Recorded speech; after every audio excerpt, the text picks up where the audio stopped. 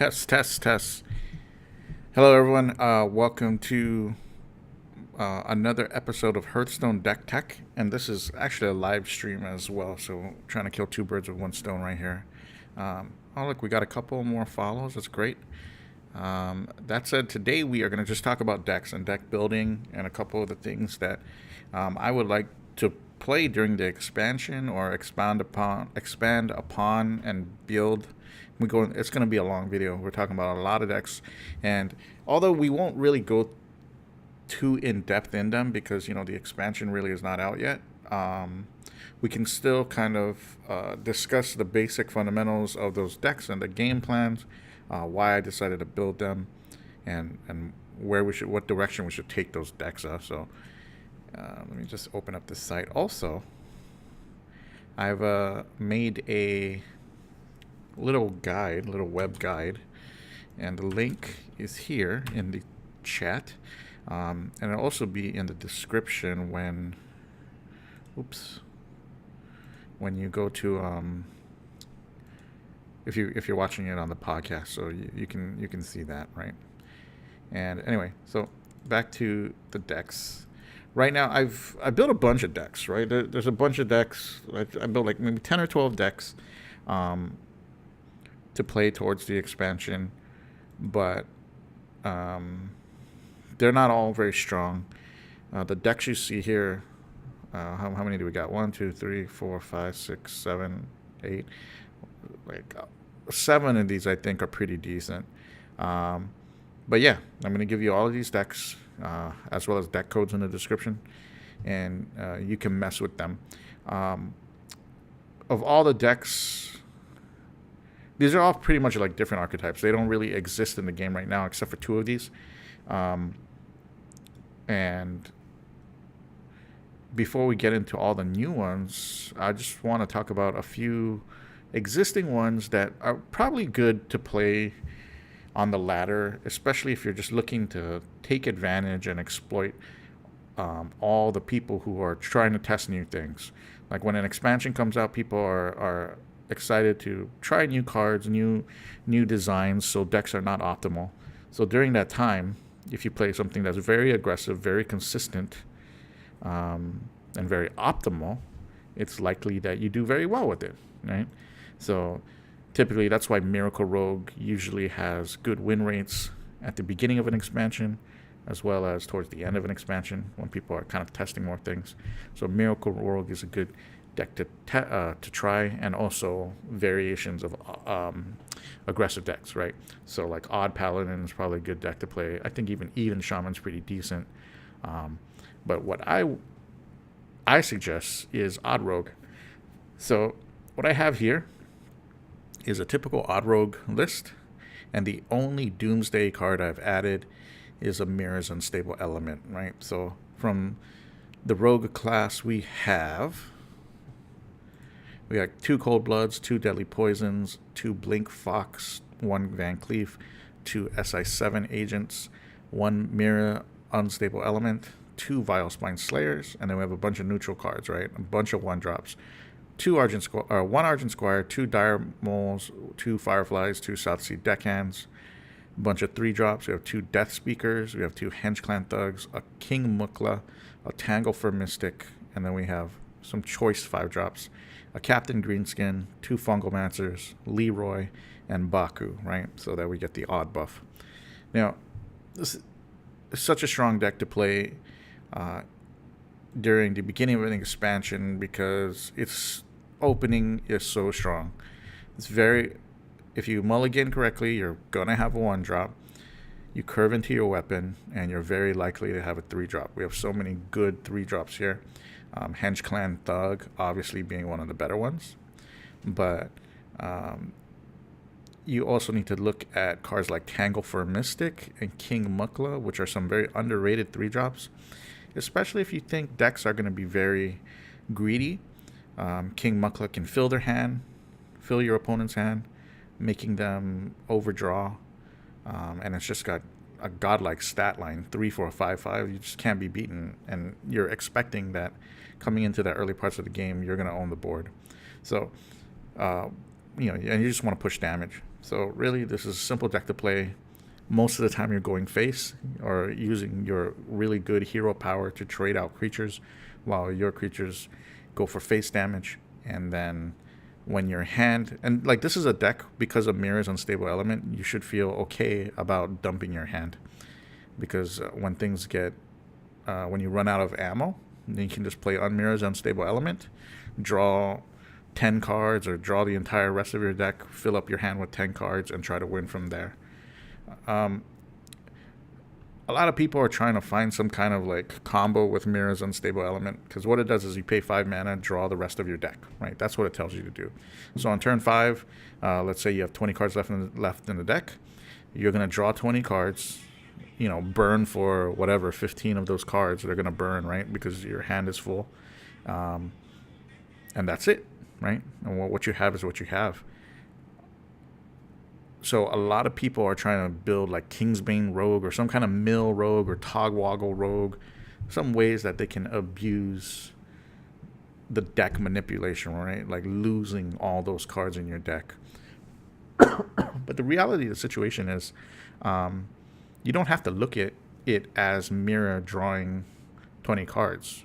It's just Mirror drawing anything that you need to get a full hand, right? So if you have 3 cards in your hand, this is 5 mana to draw 7 cards. And when you think about Odd Rogue, these decks don't last longer than 7 or 8 turns anyway. So the 22 cards or the 25 cards left in the deck that you never drew, they mean nothing, right? If you burn a card or whatever, or if you have to discard a couple cards or burn a couple cards off the top of your deck, you would never have seen them in the course of a game anyway. So why do they matter? You know what I mean? Like, all that matters is that on the turn 6, turn 7, turn 8, the turns where you need to find lethal, that those 3 cards that you draw, those 3, 4, 5 cards that you draw, that those are the cards that reach you towards that point, right? So that's why Mira's, I think, is strong in a very aggressive, quick list, because you dump the hand early, you have fewer cards in hand. Let's say you have 3 cards, you play a Mirrors on turn 6 or turn 7, right?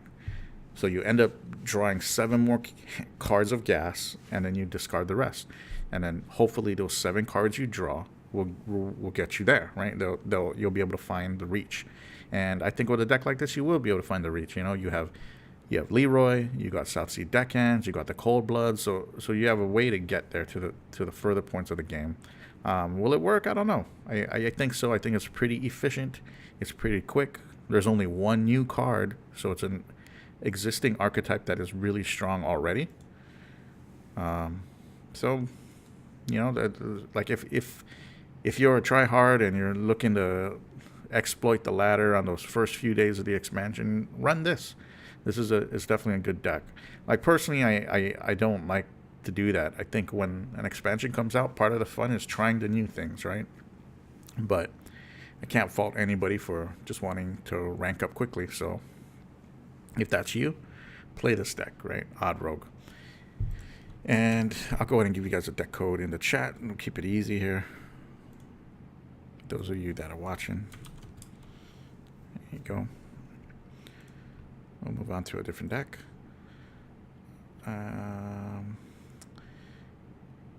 Since we've already looked at that, we might as well just look at the next Rogue deck, which I have called Academy Rogue.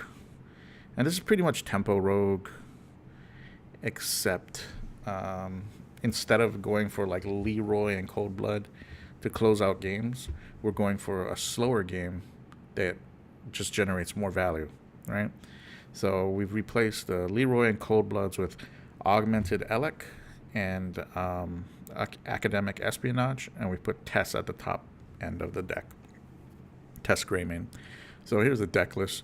2 Backstabs, 2 Preps, 1 Shadow Step, 2 Fireflies, 2 Eviscerates, 2 Saps, 1 Shiv, 2 Augmented Alex, 1 Blink Fox, 1 Edwin Van Cleef, 1 Fan of Knives, 2 Henge Clan Thugs, 1 SI7 Agent, 1 Academic Espionage, 2 Elven Minstrels, 2 Faldroy Striders, 2 Vilespine Slayers, 2 Sprints, and a Tess Greymane.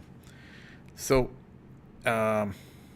Something you'll notice about this rogue list and the last rogue list, in the other rogue list, the odd rogue list, I ran one Tangle for a Mystic, I ran one King Mukla, and I ran one of something else.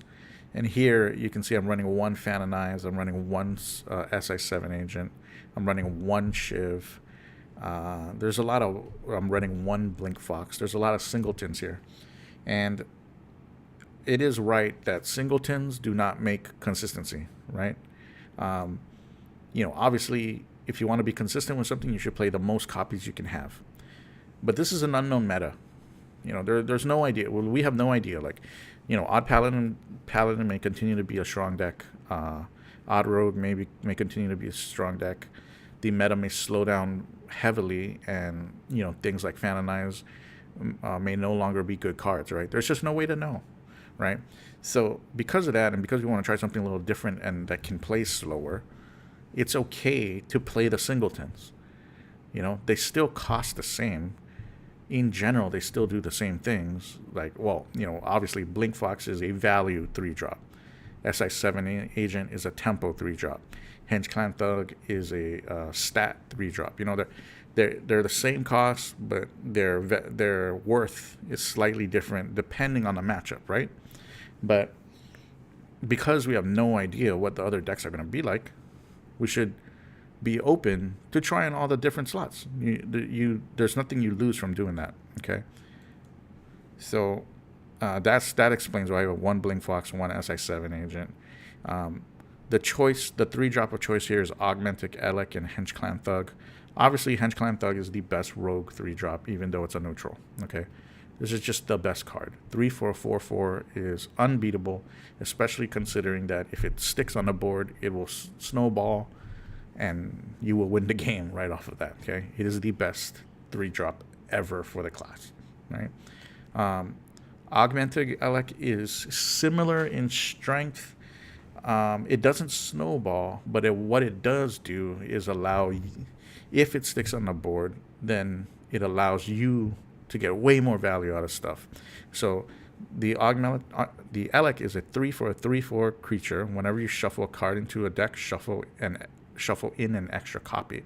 Okay, so 3/4/3/4 is already better on the stat line, right? It already passes the vanilla stat test. It's a good card. Now the ability is pretty nice. If this sticks, this means it curves into a turn 4 Falderai Strider. The 4/4/4/4 Battle Cry, shuffle 3 ambushes into your deck. So instead of shuffling 3, I'm going to shuffle 6. And it also curves in nicely to the new rogue card, the Academic Espionage, which is 4 mana spell. Shuffle 10 cards from your opponent's class into your deck, and they cost 1. So I want to talk a little bit about the spell, because this is clearly a value spell with 0 tempo. Okay, it's a do-nothing spell. It does no damage. It doesn't draw you cards. All it does is add value to the deck. Now remember, it adds 10 cards to the deck. And if with the Elec in play, it adds 20 cards to the deck. Now, that may or may not be a good thing, because you have no idea what those cards are, right? So this is not exactly, this won't always be a turn 4 play for you. Even with the perfect curve, you're not going to always want to make this play. It's not ideal, because you still want to draw your cards. You have no idea what those 1 mana cards are. However, cards that cost 1 instead of their actual costs, if they cost more than 1, are very good. That is a gain in tempo when you draw those cards. So for instance, you draw a Death Knight. Let's say you draw Malfurion versus a Druid. That's Malfurion for 1 mana. Let's say you draw Ultimate Infestation from Druid. That's UI for 1 mana. On the inverse side of that, let's say you draw Northshire Cleric on Priest. That's a 1 mana cleric that's, does nothing for you pretty much, right? So there's a lot of RNG in that card. But I think embracing that is one of the good things about Hearthstone. So really the Academic Espionage becomes a card that, it's kind of more of a combo card. Like, you want to draw into the deck quickly with Elven Minstrel and Shadow Steps and, Sprint and Prep. Like, you want to see a lot more of the deck before you play an espionage, or at least you want to set it up with a sprint. You know what I mean? Like, and that's a perfect turn 10 play. You don't need to have the Elec on the board to use the espionage. 10 cards is a lot of cards. 10 cards is a third of your starting deck. So you can look at this thing and say, add a third. Increase your deck size by 1/3, pretty much. You know what I mean? And that's a lot. So typically, like, I would see this like as a turn 10 play. You play academic espionage, then you prep, and then you sprint, and then hopefully your next turn becomes stronger, right? And the rest of the deck kind of helps that out, right? We have early game stuff with the fireflies. We got a shiv to help you kind of cycle your hand a little bit. We have some 3-drops, like I said, and then we have just a nice curve. We have a good amount of 4-drops. We have Vile Spine, which is a good card in general, and 5-drop. And then we skip over to the sprints, and then Test Grayman at the top end. And Test really has not had a lot of support. The Burkle cards are just too slow for Rogue. Rogue doesn't have enough lifesteal to make the stealing or playing of other class cards good enough yet. But hopefully with academic espionage, now Test can be a lot stronger. I hope. So we'll see how that turns out. You have one Shadow Step to give you a lot of value, whether it be bouncing SI7 agent, a Tess, a Blink Fox, Elven Minstrel, a Strider. Like, there's just so many targets. Shadow Step is a good card. It's worth playing. I don't know if this deck is ideal. Maybe it needs more 1-drops. Maybe it needs Zola. There's a lot of ways to take it, but I think this is an interesting take on an existing archetype, with just a more value game plan. And I think that's what people want from Rogue sometimes. Sometimes you just want a Rogue deck to play a little less tempo and a little more value, right? Like, we have Odd Rogue, we have Tempo Rogue, we have Miracle Rogue. Those are all based on getting some kind of sticky minion on the board, doing damage, bouncing your opponent's things back to the hand, and just killing them before they can set up their game plan. And this one's different. This one is more of that slower approach, kind of drown your opponent in value. So we'll see how it turns out. Is it good? I'm not sure, but it's definitely looks fun, and it's definitely something I want to try out. So that is that deck. Let's move on. Let's save this a little bit. I'll give you guys this deck list, right? Of course, if you want any of these deck lists, you can just the deck code will be in the podcast, as well as if you're watching the stream, just put them directly into the chat. Yeah, let's move to another deck. So we just covered 2 Rogue decks. One obviously very traditional Rogue deck, followed by a slightly slower Rogue deck, and there are a lot of more classes to cover. So I guess let's talk about Hunter, Mech Hunter. Okay. Now this is a deck that I'm working on. I don't think it's quite there yet, but it's interesting. And before we go to how to play this deck or what its win condition is, let's just talk about the deck list itself. So we got 2 Candle Shots, 2 Hunter's Marks, 2 Bomb Toss, 2 Fireworks Tech, 2 Goblin Prank, 2 Venomizer, 2 Spider Bombs, 1 Stitch Tracker, 2 Necromechanics, 1 Deathstalker Rexar, 1 Boommaster Flark. And for neutrals, we got 2 Dire Moles, 2 Mecharoos, 1 Scorpomatic, 2 Nightmare Amalgams, 2 Void Ripper, and 2 Coppertail Imposter. So this is a Mech Hunter deck. It's I wouldn't say it's aggressive, but it gets on board early and it fights for the board very well. Okay, so the idea here is that these mechs have good death rattle. Some of them have good death rattles, and the others are just they have magnetic on them. So you can really start building a good board of mechs that do kind of a bunch of crazy things.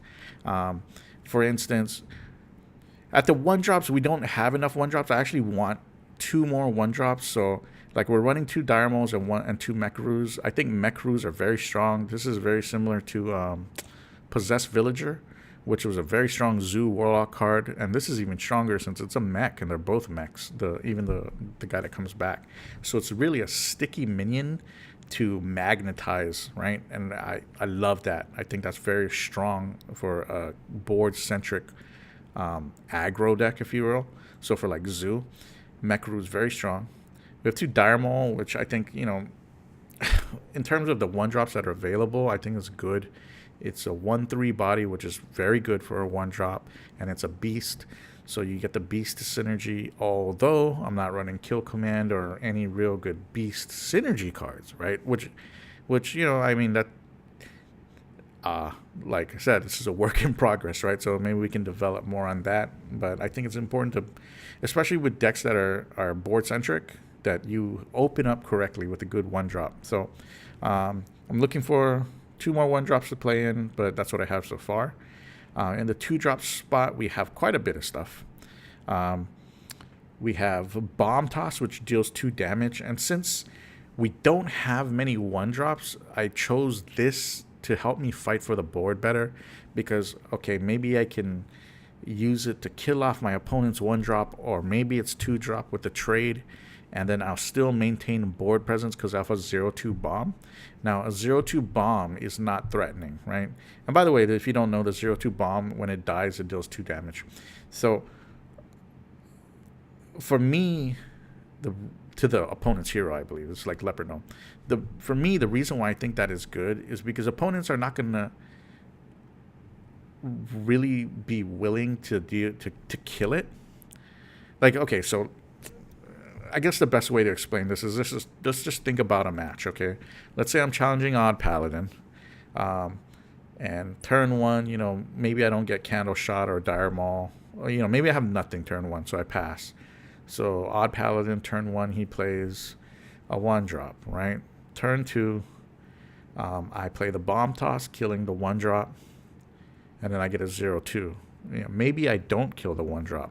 So at that point, he, on his turn 2, he either has to deal with this 0/2 bomb that's on the board, or he skips it and attacks face, right? Letting me keep a 0/2 creature on the board. If he attacks the Bomb Toss and kills it, he maintains his board but takes 2 damage.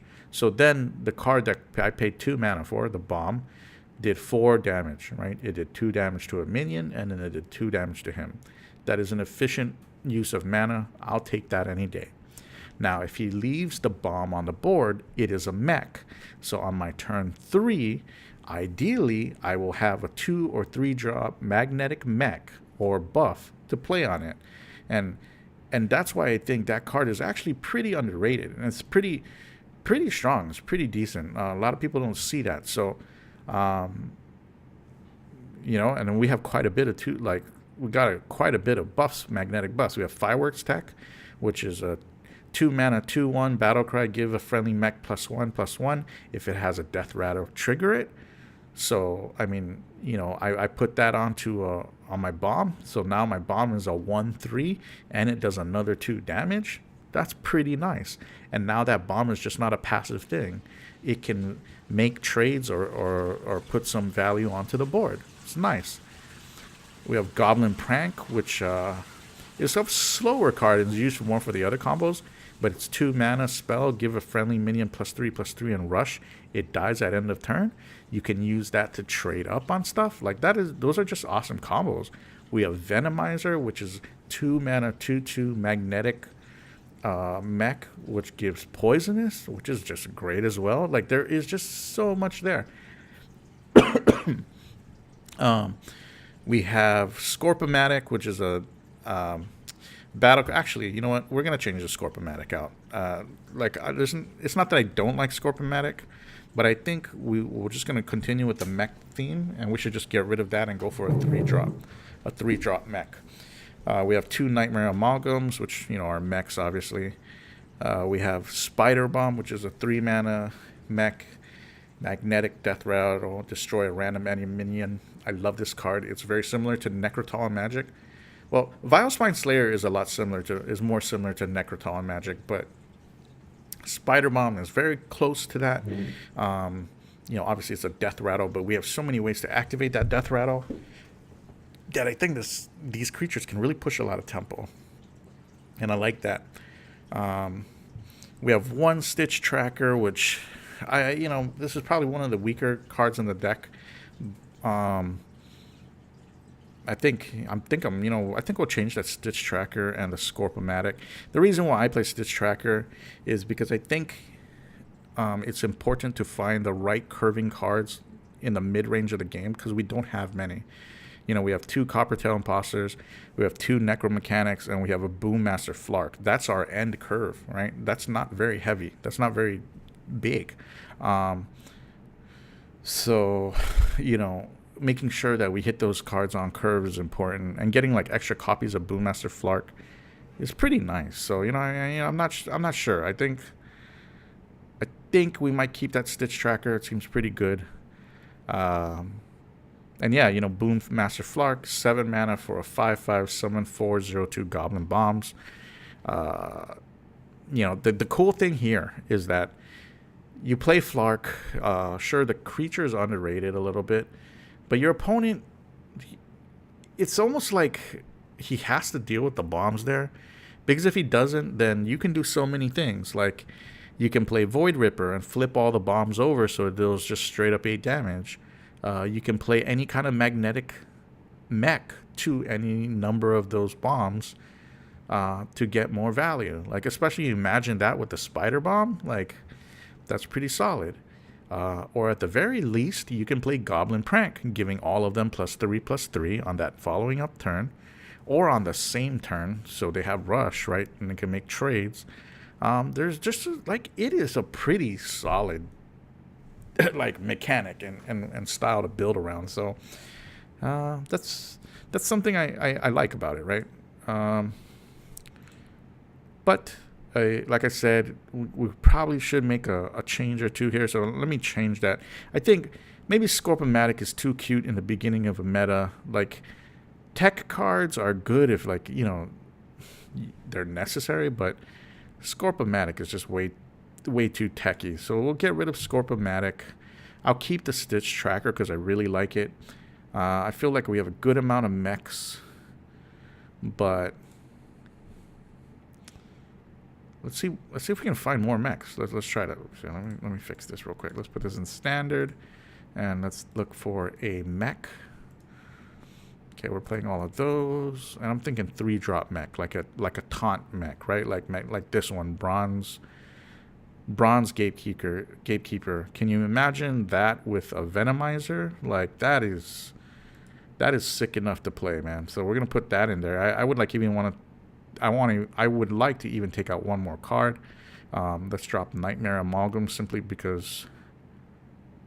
Maybe even drop a Void Ripper. I don't know how much we really need a Void Ripper. Like a second Void Ripper, really.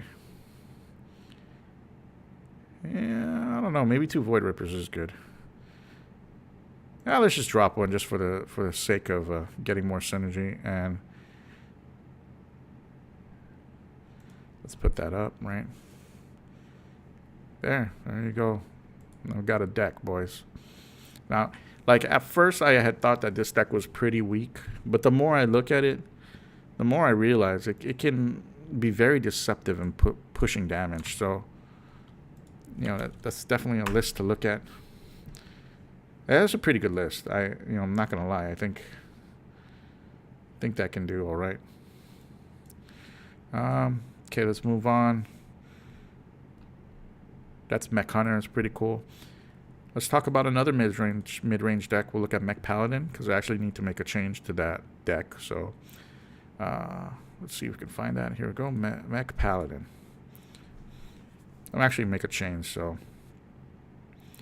But let me talk about the list right now, as it stands, and let's try to make that one change here, okay?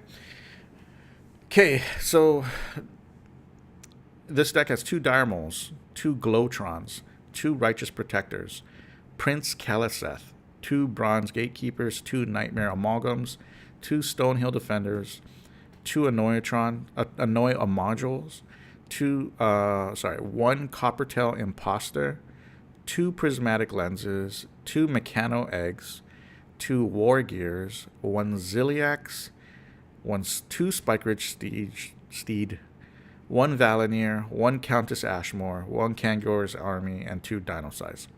So there are a couple combos that we're trying to build around, and this is the only reason why this deck is built.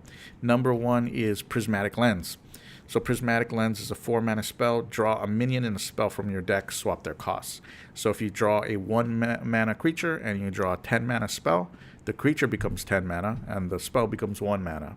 So this card is a tempo loss, but it's a value game and it's a future tempo game. What I mean by that is it does nothing. It just draws cards from your deck. It thins your deck out by 2, one of them being a spell and one of them being a creature. So knowing that, you can already dictate what you draw by, clever deck building, right? If I know that they're going to swap costs, then I should run, in general, small creatures, and in general, spells that are larger than the creatures. So that way, the spells become cheaper to play, right? So that's why the early game, we have like 6 1-drops, we have a Keleseth, and we have a good amount of 3-drops, right? Because we want to make sure that if we flip cards, typically that the spell is going to be much cheaper to play, right? And for spells, we're only running the Prismatic Lens, obviously, 2 Spike Ridge Steed, and Kangor's Endless Army, which is the new 7-mana spell, legendary spell, resurrect 3 friendly mechs. They keep any magnetic upgrades, and 2 Dino Size, right, which sets a minion attack and health to 10. So those are like Dino Size and Kangor's Army and Spike Ridge Steed. If I'm paying 5 or less for that, that's great. Okay, so that's combo 1, right? And combo 2 is very sticky mechs like Glowatron, which has really good body. Annoy Module, which has Magnetic and Divine Shield and Taunt. Coppertail Imposter, which is a 4-drop with Stealth. That's a mech, which means that you can always guarantee the next turn it gets Magnetic. We have Mechano Egg, which is a slow card. It's a tempo loss. 5 mana, 0/5 egg mech with Death Rattle, summon a 8/8 Robosaur. It is still a great card because if you put a Spike Ridge on next turn, like they have to deal with that. And this is better than Skelemancer, which was a card that I played a lot back in the day in Paladin prior to the recent release of Odd and Even decks. And I thought it was very strong, and this is way stronger than that. We have Ziliax, which is a legendary neutral 5/4 3/2 magnetic divine shield taunt life rush. And then of course we have Kangor's Endless Army, right, which resurrects 3 of those. So the idea here is not like Odd Paladin where you go wide. Instead, you go tall. You put all your buffs on these individual mechs. So sure, the mechs become weak to Spellbreaker and Silence. That's a problem. Of course, these are issues. But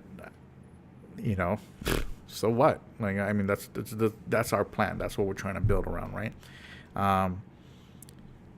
The last combo, and maybe this is too cute, is Valenier. Valenier is the 6-mana legendary weapon. The Death Rattle, give a minion in your hand +4/+2. When it dies, re-equip this. If those go onto mechs, when mechs die, they keep those buffs when they're resurrected.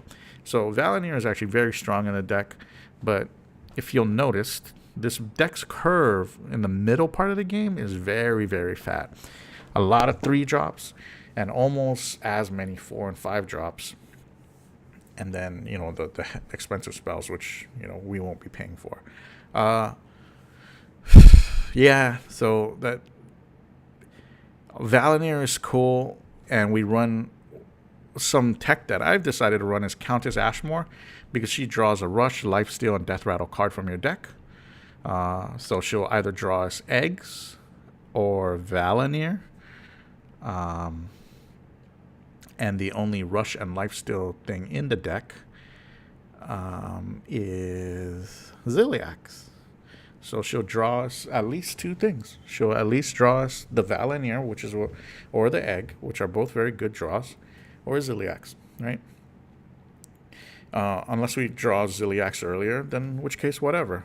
But I think 7 mana to draw one card that is of that value is still worthy of it.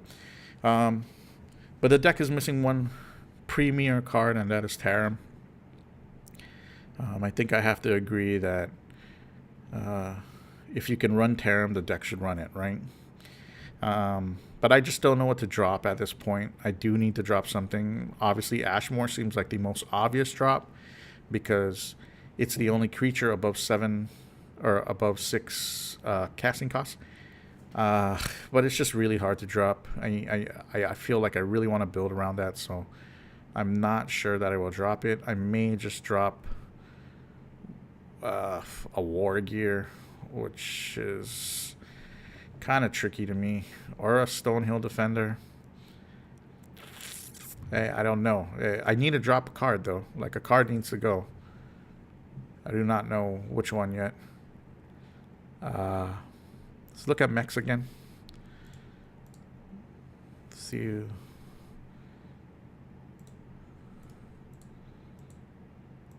What are we missing? And is there a 3-drop that we could...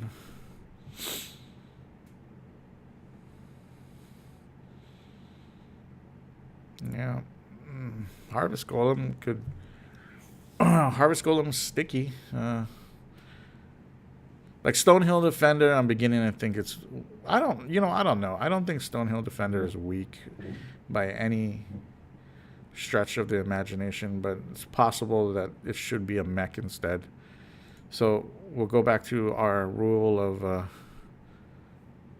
switching to play singletons, and we'll just try a Harvest Golem. And I still, right here, gotta drop a 5-drop.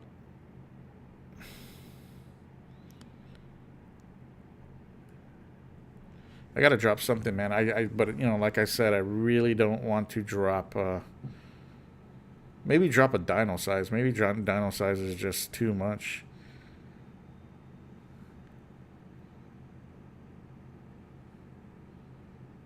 I don't know.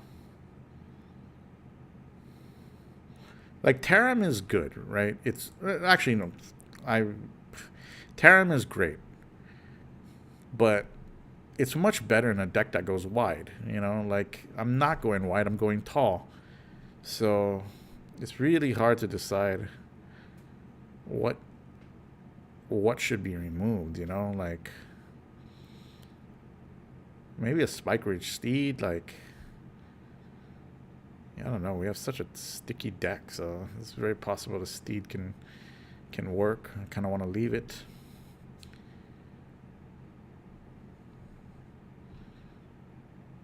I guess we get rid of the Defender. But that's just one more cheap card that we don't get. Get rid of the 4-drop? Do we get rid of a 4-drop? No. I think when you look at the curve, you at least need 3 to 4 actual creature 4-drops. So 2 of these are spells, so I don't want to cut too far back on that. Yeah, War Gear seems like the weakest one. Like, Countess Ashmore is the weakest one, but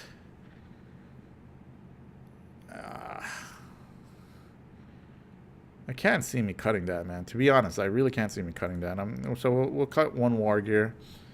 We'll keep both eggs just for, more freaking synergy, and that'll be the deck. Like I said, Ashmore is probably the first card to be cut if you cut it, but I think the synergy with Valenier and Ziliax and the Egg is just too strong to ignore. And if finally we get a playable deck for it. So, there you go. That's another deck list right there. We can move on. So it's a pretty standard deck. Like, you're going to mulligan pretty aggressively for 1 drops or Keleseth. Um, and then, yeah, it's easy. Play the 1 drop. Play the Keleseth or play your hero power. Then you play into the Gatekeepers, Amalgams, or Harvest Golems, or the Stonehill, which is nice. You have so many 3 drops. Then on turn 4, if you drew a lens and you already have the board, then you can go ahead and afford to use it. If you didn't, maybe you play into your Anoia Modules or Coppertail Imposters, which are great, and then you follow those up with very strong 5s like Mechano Eggs, War Gears, and then 6 and 7 is where you just really take it to the next level. So I think the deck is pretty cool. It's more mid-rangey, but it's very strong defensively. On board, it's very sticky. And it'll be interesting to see how well it does. But like I said, it's very susceptible to silence. That is the biggest issue with the deck. Hey, Sanctuar, how you doing? I'm just talking about a bunch of deck lists. This video will be uploaded to YouTube too, but it'll be a very long video. You should, if you have time to read, you can take a look at this guide that I have made, a little web guide to some decks, although I have updated those decks slightly. And yeah, you're gonna see it here. That's what this video is about. We're just finishing talking about this Paladin deck that I've made, which I think is pretty decent. Did you get to hear about the Hunter deck? I know you were talking about Hunter, and I think I've created a pretty nice Hunter deck. And I don't think it will be difficult to build with Dust either. So I can go back to that if you want me to. Oh, okay, you got to hear about it. Mage. I didn't build a good Mage deck, but someone linked me one that I thought it was pretty nice.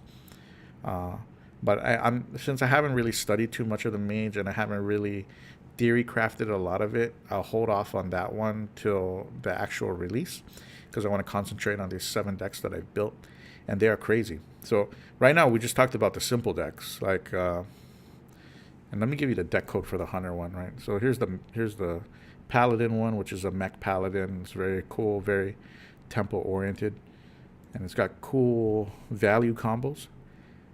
But let me give you this Hunter one. Give you the deck code real quick.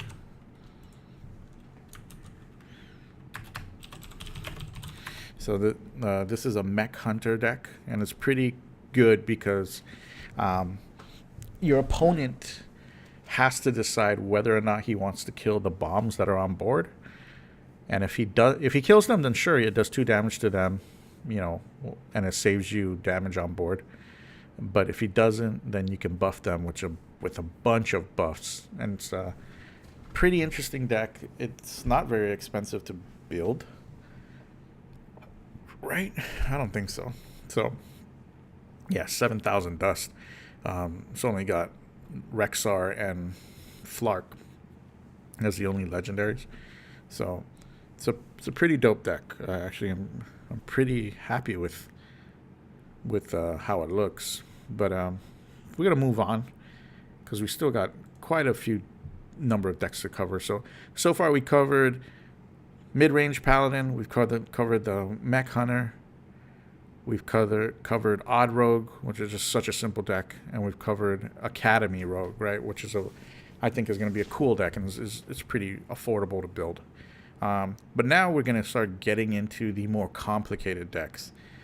These are the more tricky and new concepts that have not been done yet because the cards didn't exist, but now they do exist, so we're going to talk a little bit about these.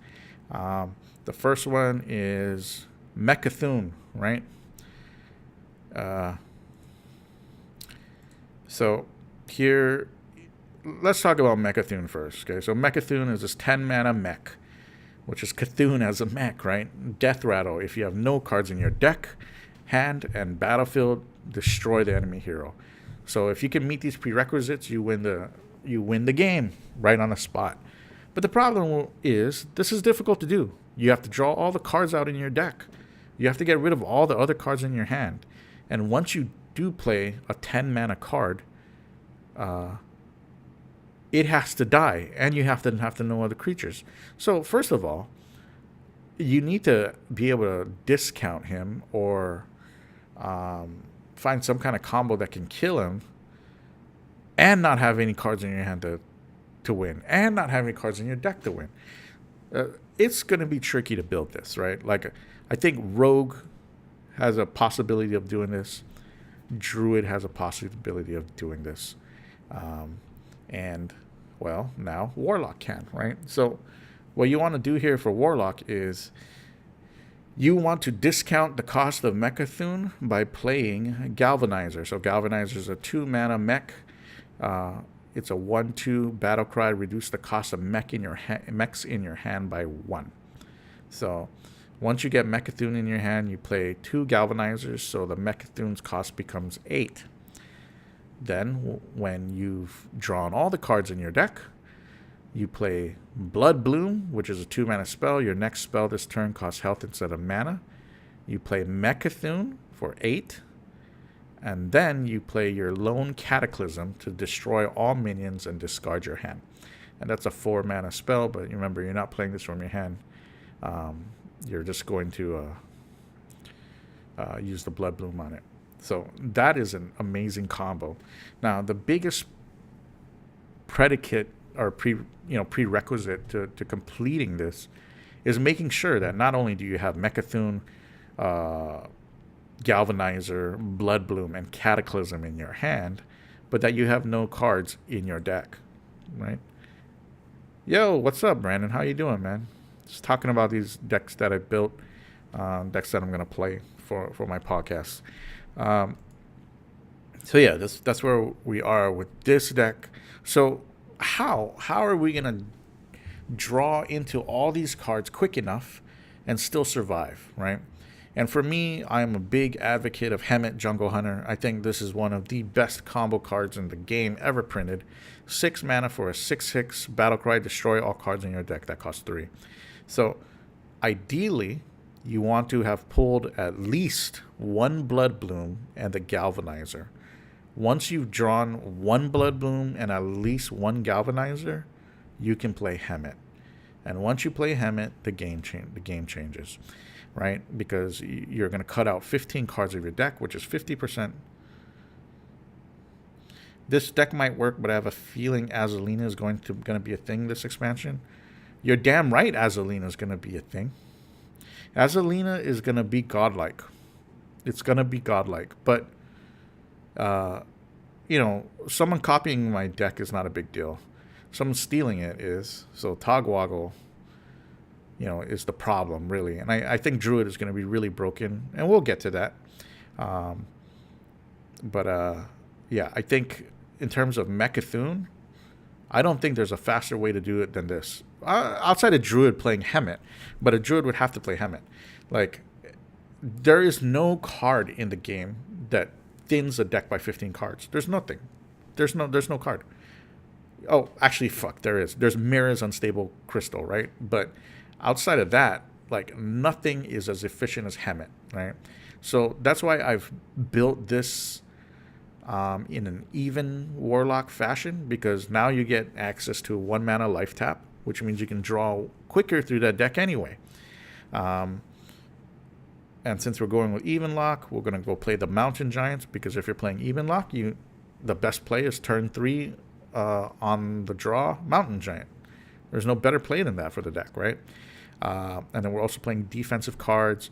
Drain Soul, which, lifesteal, do 2 damage to a minion. Doomsayers, Spirit Bomb, obviously Hellfires, double Lesser Amethyst Spellstone, Siphon Soul, and Twisting Nether, Also Bladed Beetles, as Shroom Brewer, as much armor and life gain as we can, as well as removal, right? And everything else is a combo piece. Glinda, yes, Druid has so much draw. You're right. You're absolutely right. Druid is broken, dude. I don't know who is in charge of the research and development for Hearthstone right now, but they're probably a Druid fan, And we're going to talk about a druid a lot, right? We're going to talk about it a lot in 2 decks from now. But what's Glinda for? Good question, Brandon. So Glinda. So the combo, in order to get this thing to work, Galvanizer has to hit Mecha'thun twice, right? So you have to play 2 Galvanizers. And Mecha'thun has to be in your hand. Now, Glinda is there so that if you get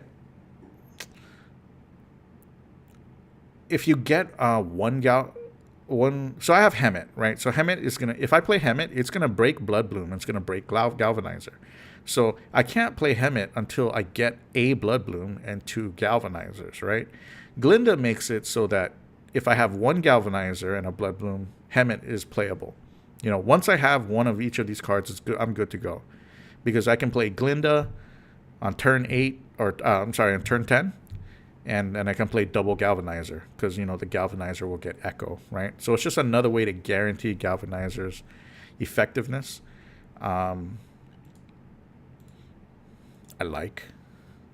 So, yeah, that's why Glinda's in there. And, honestly, I don't like this.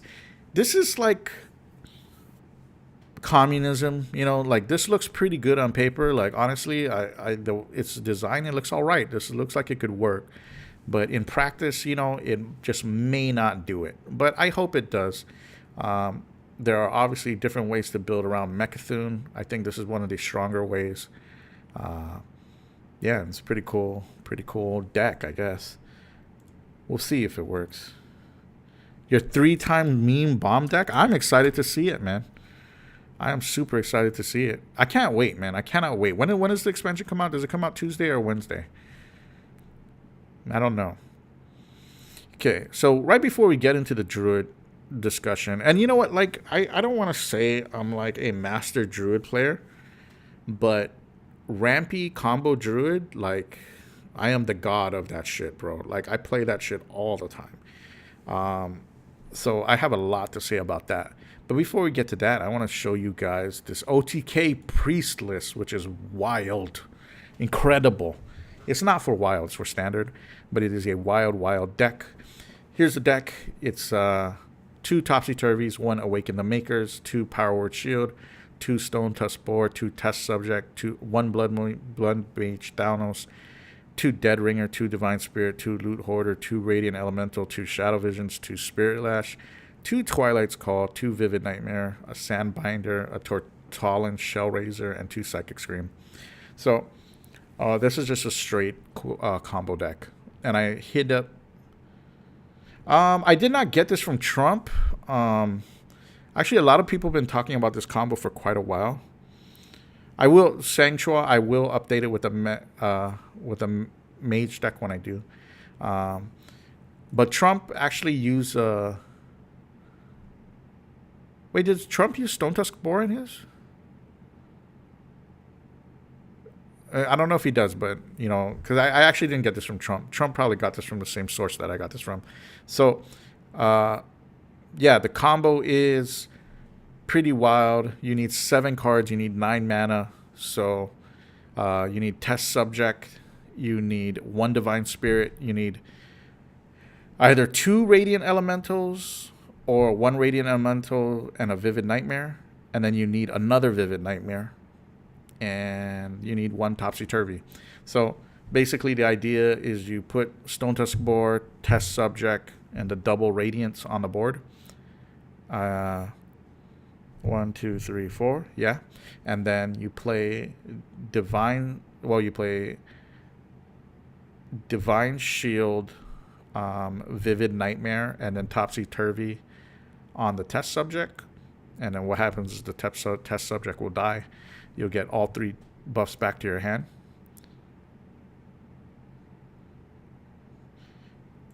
You can do it with 1 Radiant, because if you have 1 Radiant and another Vivid Nightmare, then the Vivid Nightmare becomes a Radiant. You know what I'm saying? Because it costs 2 mana. So, but if you have 1 Radiant and you use a Vivid Nightmare, then you need a second Vivid Nightmare, obviously, right? But yeah, so you just put the buffs on that creature. You use Topsy-Turvy. The creature dies. You get the buffs back on your hand. You play all the buffs on the second Test Subject. then you'll get double the buffs back to your hand. So when you get double the buffs back to your hand, you play the Vivid Nightmare on the Radiant Elemental, because now you have another Vivid Nightmare in your hand. So once you play it on the Radiant Elemental, you now have 3. No, it won't. There's 2 mana for Radiant, 2 mana for Vivid Nightmare, 1 mana for the Boar. Right, that's 5. 1 mana for Test Subject, and then 1 mana for the Divine Spirit. That's 7. And then when you play the second Test Subject, that's 8. And then when you play the third, that's 9. So, and then from there you just use that on the boards, because you're gonna once you've got 3 Radiants on the board, everything else is free, right? So once at that point, you never use creatures from your hand. You only use Vivid Nightmares to create more creatures on the board. So because it becomes free, it's free creatures on the board, and it's kind of complicated, like to think, especially like you got like how much time do you have in a turn to do it? Like a minute? I don't know, but you need to plan that shit out before you play it, right? Obviously, so that's why there's this nice little written guide here, right, that shows you what to do on that turn, like exactly how to play it, so that you can maximize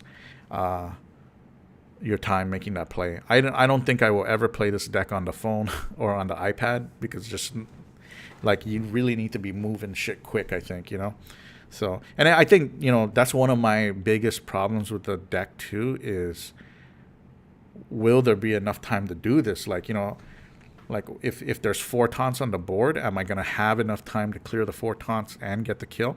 So there are two routes to take here. If they have taunts on the board, you can clear. If they have 7 taunts on the board or 1 taunt, you can kill them with 128 damage. If they have no taunts on the board, the max you can do is 64 damage, right? And that spreadsheet will show you the 2 ways to get there, right? So that's pretty dope. You know what I mean? Like, you don't need to run Silence. You don't need to run Master Spell. Like, you only need these 7 combo cards.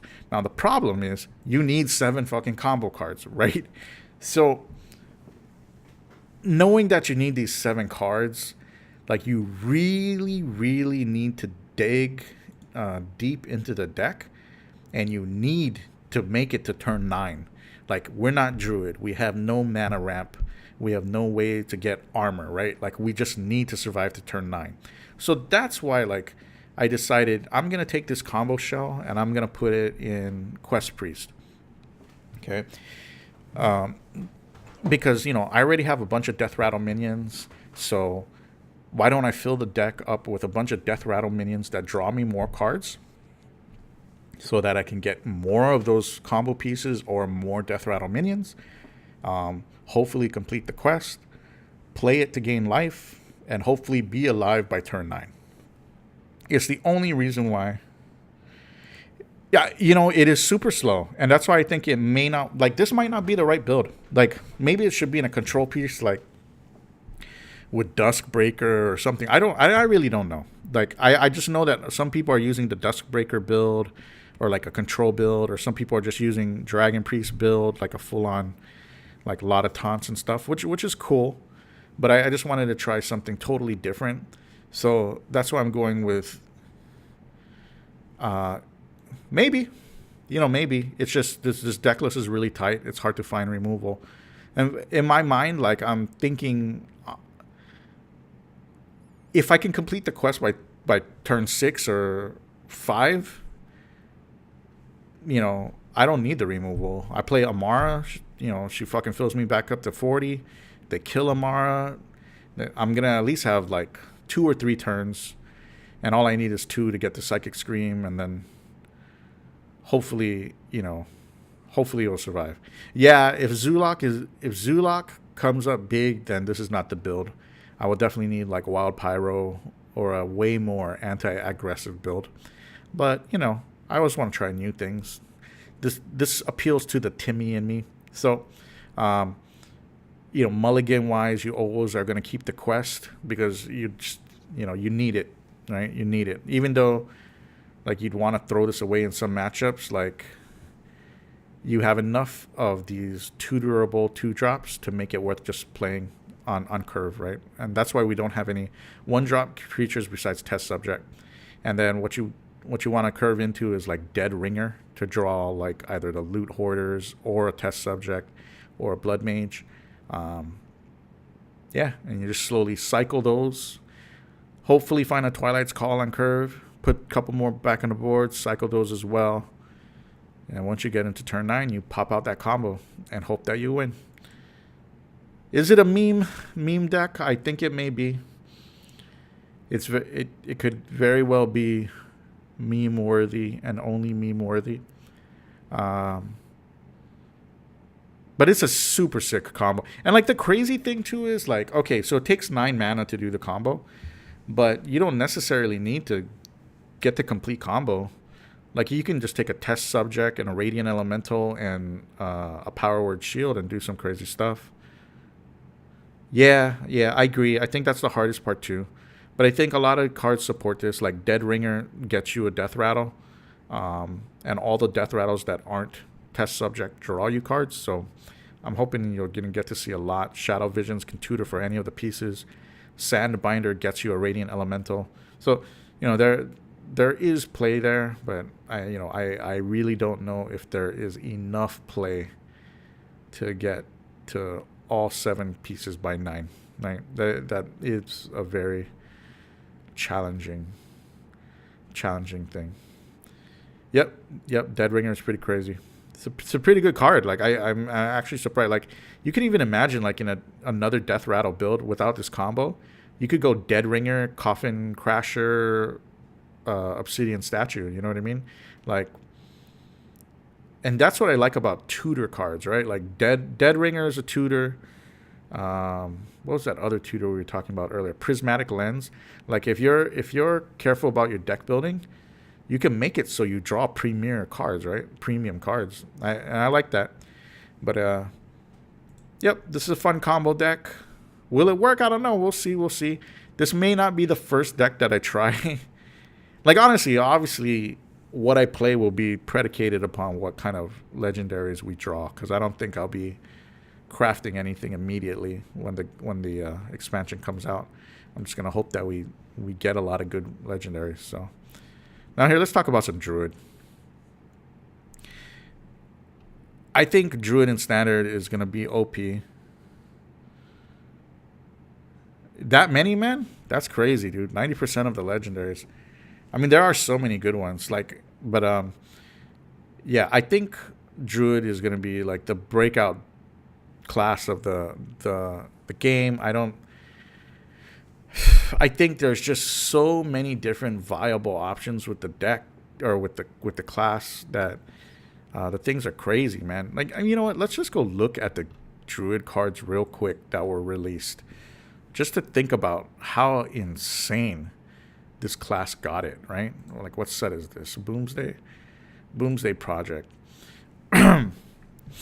All right, this thing got Biology Project, which is a 1-mana both-way nourish. Okay, that is fucking broken.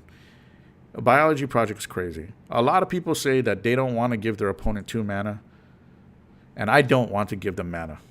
Of course not. But I do want 2 mana, and because of my end game, like, I'm going to utilize that mana way better than my opponent, right? Because if your opponent is playing Odd Rogue, and you give him 2 mana, sure, he can play his 3-drop on his turn 2 or whatever, but then he's not going to be able to equip the weapon and play it, or an attack. The effect is you're always going to get more use out of the ramp than your opponent. Because his curve has skipped, but he's still missed parts of the curve. Like, yeah, sure, he can jump forward in the curve, but now he's holding dead cards in the hand until he plays them later, right? So, like, I don't think a Biology Project is that bad. Although I don't know if I'd run 2 all the time. Maybe. Floop's Glorious Gloop, the 1-mana spell. Whenever a minion dies this turn, gain 1 mana crystal this turn only. That's insane. That's fucking crazy, dude. That is insane. You imagine like any wide board in Wild, like if they have 5 or 6 creatures, you play you play this, and then you freaking play Poisonous Seeds. Like, it's insane. It's insane that you can keep tempo with like a card like that. Card is broken. Dendrologist, discover a spell. That's not too crazy. Landscaping, 2 treants. I think Token Druid could be pretty good. I'm not interested in playing that card. Um, let's talk about the crazy cards, right? Dream Petal Florist, 7 mana, 4/4. At the end of your turn, reduce the cost of a random minion in your hand by 7. This card is bonkers, bro. This is insane. This card will be so crazy in Standard. This is insane. Like, if you play this in Drakari Enchanter, that means you play this effect twice, so you can discount either 2 cards in your hand or 1 card twice, bro.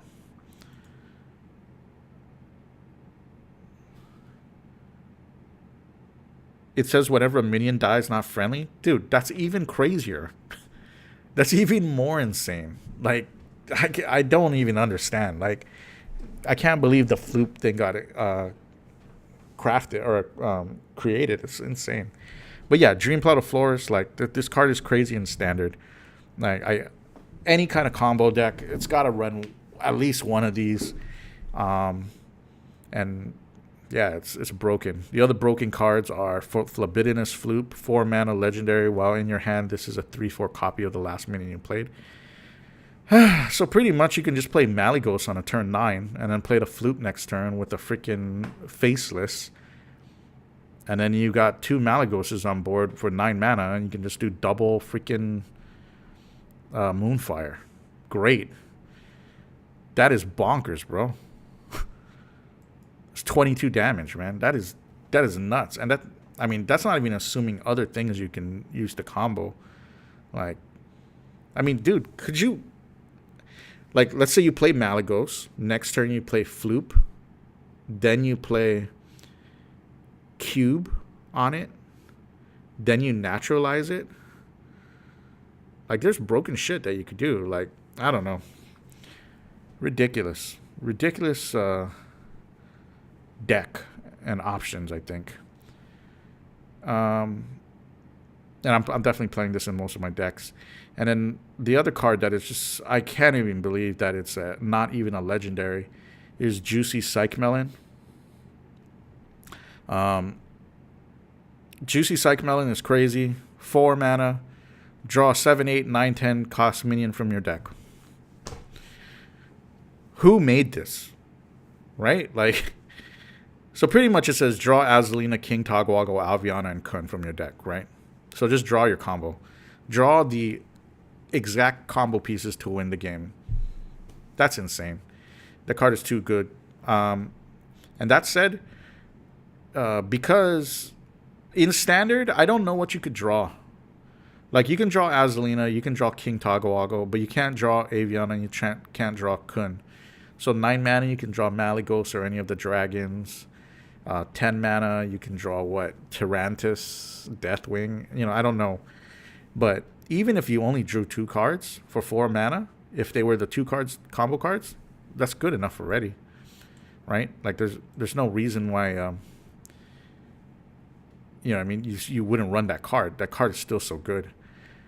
So here, I did, instead, I already know, like, this deck is, like, this class is going to be so popular in Standard that I decided I don't want to build it for Standard. Like, I'll just let, I know that people are going to make badass decks. So I'll let them make the badass decks.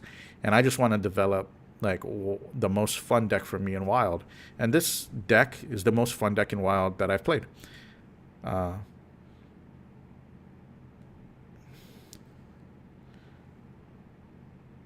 Yeah, Dirty Rat should be everywhere. Actually, you know what? There's the Warlock card that changes a creature in your hand to a demon every turn, as well as your opponent. I think that's going to be a super strong, like, tech card, because it'll help destroy a lot of combos, right? But anyway, back to this deck. So the reason why I went this route is because I want to win the control matchups more often, like quicker. As Togwaggle Druid is already good versus control. It's already pretty decent. Um, but I want to blow all the slow decks out of the water. If I lose to Odd Paladin, if I lose to Even Shaman, so be it. Uh, but Reno Jackson is what gives this deck play versus those decks. Um, yeah, the like with this deck, I'm able to hit the combo by turn like 6 or 7 pretty often, because I always have ramp. You know what I mean? So I'm always gonna get the 10 mana, and as long as I play Hemet, like shit's all good, dude. Like Hemet is just so insane.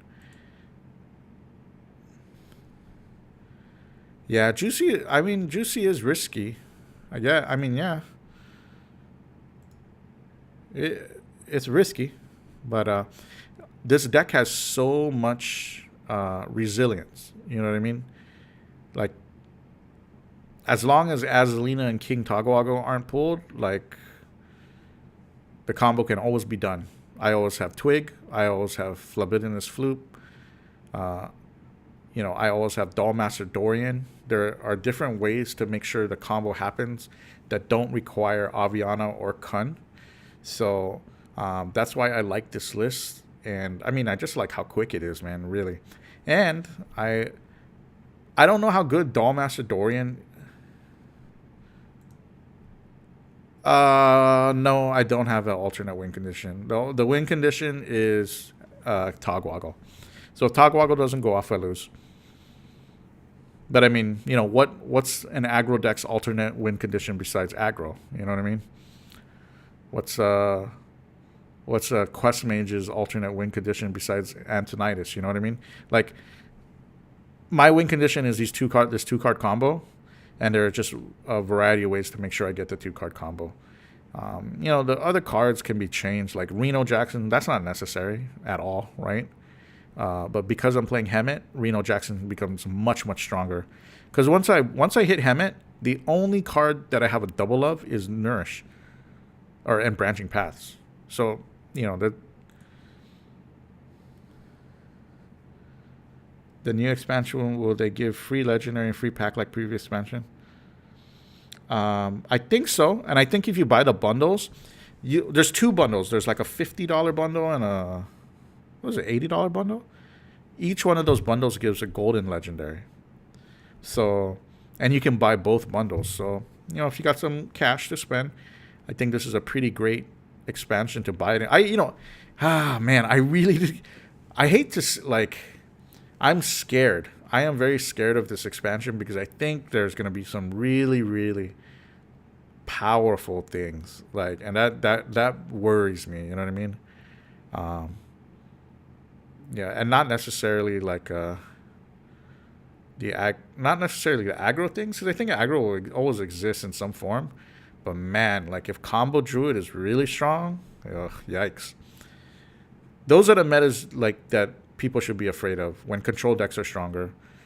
Aggro decks being strong, I think that makes the meta healthy because it keeps combo decks into check. But when control decks are super strong and just thwart aggro, that's when combo decks can really thrive. But yeah, Brandon, I think the Dollmaster combo is sick, right? So for those who don't know, Dollmaster Dorian's 5 mana 2/6. Whenever you draw a minion, summon 1/1 copy of it. So, on turn 9, if you don't have Aviana, you won the game. I'm sorry, not turn 9, turn 10. Or turn 9 with Innovate. Because you play Dollmaster, then you play Juicy Psychomelon. And if you have not drawn Aviana, you're guaranteed to draw the Aviana. So you draw Aviana, a 1/1 comes into play. You have 1 mana left over. You draw Kun, or Kun is already in your hand. Then you play Kun, refresh 10 mana crystals, then you combo off. So that is insanity. That is craziness. That is good enough to play 2 Psychomelons, but I'm a greedy player. You will have enough board space as long as you don't flip over 3 combo pieces. Because you're only gonna draw 4 card. You're only gonna put 4 creatures on the board with the with the Psych Melon, and like Psych Melon is the Dollmaster play is only ever valuable with the Psych Melon or with Aviana in the deck. So in any situation where you haven't drawn Aviana already, or if you've already drawn Aviana and you have Dollmaster in hand, at that point you're just playing Dollmaster on the board as a pseudo taunt. You know what I mean? Because there's no value out of that if you don't flip over Aviana, I think, unless I'm missing something, you know. But this deck has so much resilience, like versatility. Like, you know, if you lose Kun, then you can use Twig of the World Tree plus Blingtron to have the 10 mana, or just, you know, have a Twig that gives you the 10 mana on the right turn. You know, you have Libidinous Floop to just copy your Togwaggle play, and then you have freaking Azaleen. So, like, you know, the other option is you keep an Innervate, you play Togwaggle, your Floop changes into Togwaggle. They do whatever they do. Maybe they ransom, or maybe they don't, and then you just play Togwaggle again, right? You know, if they ransom or not, regardless. And then after that, after you play the Togwaggle on the same turn, you just Innervate and play Azalina. So you get 2 ransoms if they didn't use it, right? But they're gonna use it, right? So there's so much like different. There's so much different like things that this deck does, and like, you know, Reno seems very inconsistent, but any game which I've landed Hemet in, I've played Reno, and any game that I haven't gotten Hemet in, I've already gotten the combo. You know what I mean? So, and I didn't need the Reno. You know what I mean? Like, I don't know. Like, sometimes it doesn't work, right? Like, this deck does not have enough defensive cards. If you don't open up with a Doomsayer and you challenge even Paladin or Odd Paladin, or I'm sorry, even Shaman or Odd Paladin, and you don't, like, I even got rid of got rid of Wrath completely. So I only have 1 mulch. Like, this is a super, super greedy deck. Like, I don't expect it to beat a lot of aggro decks. Like, I'm only playing this deck for, like, tournament play, like one-on-one play or something. Or just to play it on the ladder and hope that I queue into a lot of control. You know what I mean? I want to beat every Shutterwalk and Reno Lock and Barnes Priest. So I'm certainly excited for the expansion. This deck is cool. You guys can get that deck code as well. But yeah, man. Oh, Sanctuary, you're free to play player. I think you're gonna like Hunter, man. I think you're gonna like Hunter. The deck, like, Hunter seems very good without a lot of dust needed. I don't know. There's just so many exciting things to do. Like, that's what I like the most. I've never been this excited for expansion, to be honest. Like, I am surprised at the abilities and cards available currently. So I think there's going to be a lot of good things to build. I don't know. Should we try to build a mage deck right now? I think big mage might be pretty cool. I just don't know if it's too slow. Well, here's another deck I was working on. It's a Resurrect Priest. I wanted to build around this Xerix Cloning Gallery. Summon a 1/1 copy of each minion in your deck.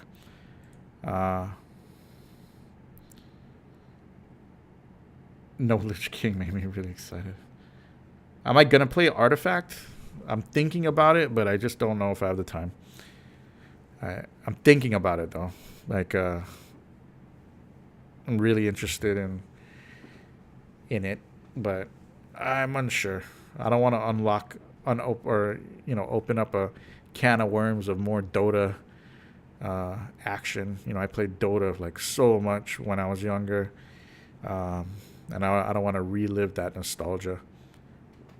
So this deck right here, I just wanted to build around like Xerix Cloning Gallery. Like I said, 9 mana, summon a 1/1 copy of each minion in your deck, and you know, I just want to summon a Malygos and a Velen and my couple of radiant elementals, and I just want to do a lot of damage. But the more I think about it, the more I think this deck won't work. I actually think Zarek's Cloning Gallery. I don't know. I don't know how to build around this card. I wish someone came up with a good idea for it. But I just don't know the route. Like, I'm actually very disappointed in this deck. I won't destroy it, but I don't think that's a deck that I'm going to build right away. Let's look at the expansion.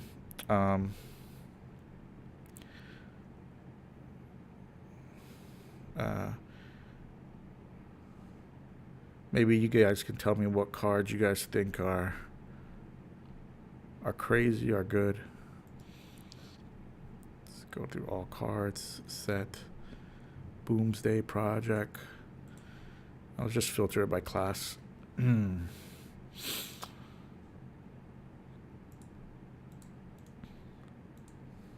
We already talked about Druid, right? So Druid OP. Everything in Druid is good.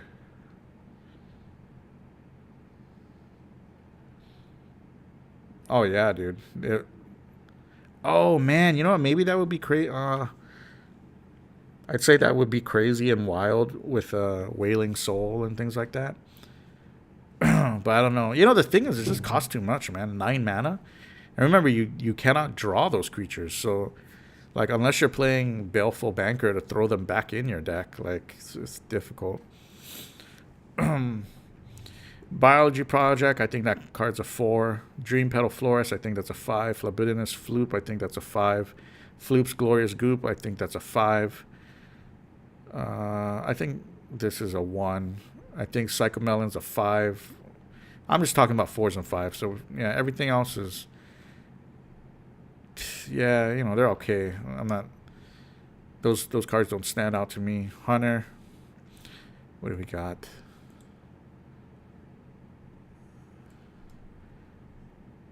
Bomb Toss, I think that's a 4. Flark, I think that's a... Maybe that's a 3. Maybe. Fireworks Tech, I think that's a 4. This thing, I think, is a 1.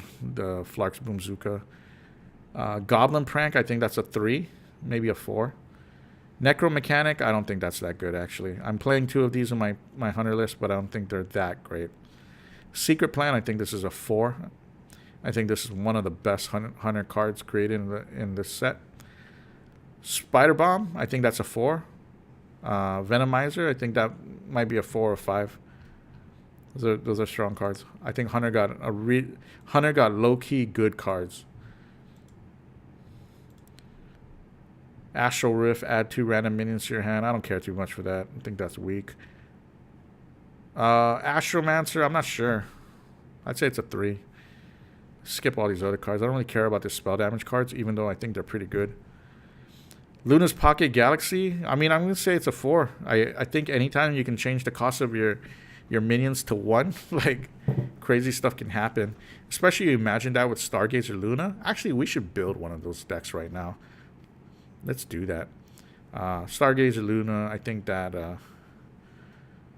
it's probably like a 3 or 4. Yeah. Shooting Star, I think this is a 4. I think this is a strong removal card. This is clearly better than Arcane Nova or whatever that 1 mana or the 2 mana card is. Interesting. Yeah. We're going to build a mage deck. Neutrals. Let's skip neutrals for now. It's too big. Why are there good legendary neutrals? What are some good legendary neutrals? I think, you know what actually is a good one? I like the Project 9 or something. The little Tyrannosaurus Rex that adds 5 secrets to your hand. I think that's super strong. A Noel Module, that's crazy. I think it's a 4. Kangor, I think that's weak. I think that's like a 2. Christology, I think this is a 3.5, maybe 4. I think it's strong. Glowtron, I think is a 4. I think it's strong. Kangor's Endless Army, I don't know yet. But let's say it's a 4. The Egg, I think, is a 3. Prismatic Lens, I think, is a 5. Shrink Ray, I think, is a 4. The good cards. I think Lens is super underrated, and I think it's going to break a lot of... It's going to create a lot of good combos for Paladin. I think it's one of the strongest cards. Kangor's Endless Army, I don't know yet. I mean, I guess it really just depends how strong mechs are. But, you know, obviously if you use that with like prismatic lens, you can get something pretty viable there. So I don't know. Interested in that. Interested in that combo.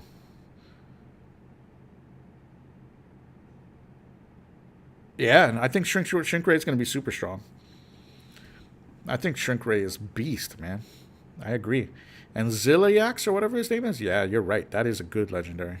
I got that in my Paladin build. Actually, you know what? I like the 5 mana. Is it 5 mana or 4 mana? 4 mana, 5/6. I think that card is pretty underrated. But we'll see how that card plays out. I think this is weak. I think Dead Ringer is a 5. I think this card is really strong. Extra Arms, I think this card's horrible. Omega Medic, I think that's a 4. I think it's a good card. Power Word Replicate, I don't think is good. Reckless Experimenter, I think is a 4. I just don't know how to abuse this yet. Test Subject, obviously a combo card, so let's just put it at average 3. Topsy Turvy is good. This is a 4 at least. Zarek Master Cloner, Death Rattle, if you cast any spells on this minion, resummon it. I mean, it's interesting, but I don't know how good it is. I'd say it's a 2 or a 3. And Zarek's Conan Gallery, until I learn how to use it, card's a 1. I mean, it's cool. It's just, man, that's difficult to use. Hey, Sanctua, welcome back. Academic Espionage, I think that's a 4.5, man. I think, oh, look at this, 4.5. Yeah, I like that. That's just, I think it's a good card, but it takes a little building around. Yeah. Lab Recruiter, I think this is pretty good. I'd say shuffle 3 copies of friendly minion into your deck. Rating 4.7. Damn. I don't think it's that good. Maybe it's like a 4. I think this is a 1. Mirror Rotspring. I don't think it's good. I think Mirror's Unstable Element is a 4. Or even a 5. I think this card is really underrated. Necrium Blade, I think, is underrated. I think it's a 4. Vial, I'm not really too sold on Vial. Pogo Hopper's good. I think it's a 3.5 or a 4. Violet Haze, that's a pass. They're really trying to push Death Rattle down Priest, or down Rogue's throat. I don't think it's that great. Electra Storm Surge, I think that's a 5. I think Eureka is a 5. Nope. I think Storm Chaser's a 4. I don't know about Stormbringer. Probably not that good. And the rest of the cards, I don't really care too much about those. Warlock. Demonic Project. I think this shit is a 5. I think this is the most underrated card in the set. Each player transforms a random minion in their hand into a demon. That's the card that you want to see 2 of versus fucking Druid. Doubling in Imp, I think that's a 4, maybe even a 5. Summon a copy of this minion. Man, this card is crazy, dude. 3 for 4/4 stats on 2 creatures. That's nice. Dr. Morgan, that's like a 1. Ectomancy, that's like a 2. I don't really like. That's rated pretty high, but I don't think it's gonna be that great. Could be pretty good. I don't know.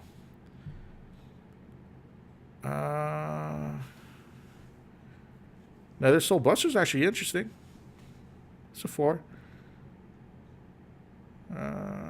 Yeah, Omega Agent, not really feeling that. Spirit Bomb's like a 3. Solarium's a 5. Damn, man, Warlock got 2 good spells, man. Demonic Project and Solarium. Look at this. Draw 3 cards at the end of your turn, discard them. What? Man, that is so good. Man, that is incredible. Anytime you play 1 mana and draw 3 cards, that's like fucking god level card, okay? Even if you discard them at the end of the turn. Because if you're a zoo, you just play them, right? But, you know, this is just Brainstorm or Ancestral Recall in Priest, in Magic. That shit's too strong. That is great. That is amazing. What a card. How come Priest didn't get that, man? I don't know about that. Dr. Boom, I don't know. Maybe that's a 4. 3, maybe. Deal 5 damage round split. Nah, pass on that. Pass on that.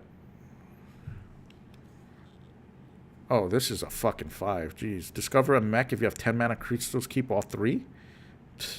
That's great. Security Rover's pretty good. That's a pass. Boom ship. Wow, that's pretty good. Yeah, 4. Pretty nice. Pretty nice. I think Warlock got it best. Best neutrals. Alec is good. Bronze Gatekeeper is good.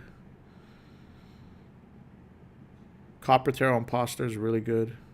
Crystallizer is really good. I don't know about that. Destroy a mech. Maybe. I don't know. That's pretty expensive for mech hate.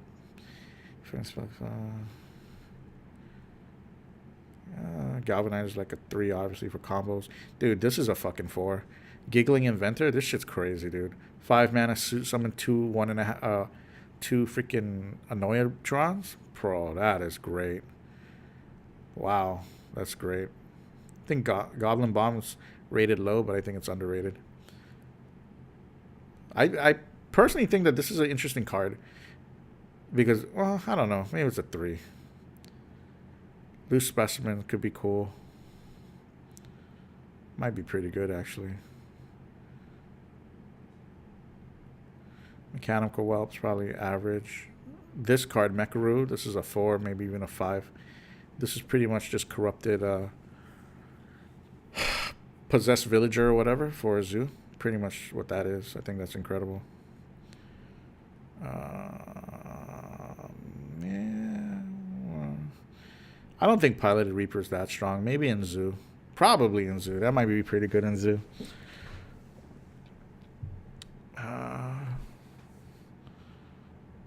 Skaterbot is good. That's strong. Subject 9, I think, is underrated. I think this is like a 3.5 or a 4. You like the warrior, Dr. Boom? It's pretty cool. It's pretty cool. I mean, the upgraded hero power is just very powerful. You know what I mean? Upgradable frame bot. I'd say this is a 4. War Gear. This card is freaking underrated. This card is a 5. 5/5 magnetic. This card's a 5. I know it's just base stats, but this card is way too good. Way too good. I would rather play Weaponized Pinata, I think, in most cases, over Piloted Reaper. I don't know. And I think Zeliak's pretty strong. It's a 4. Yeah, pretty good, man. The set is pretty nice. Oh, no, I totally agree. I think that passive ability is nice, man. It's nice. It's just a matter of like, I mean, I don't know how Warrior's gonna build in the future, what they're gonna do. It'd be interesting though. Yeah.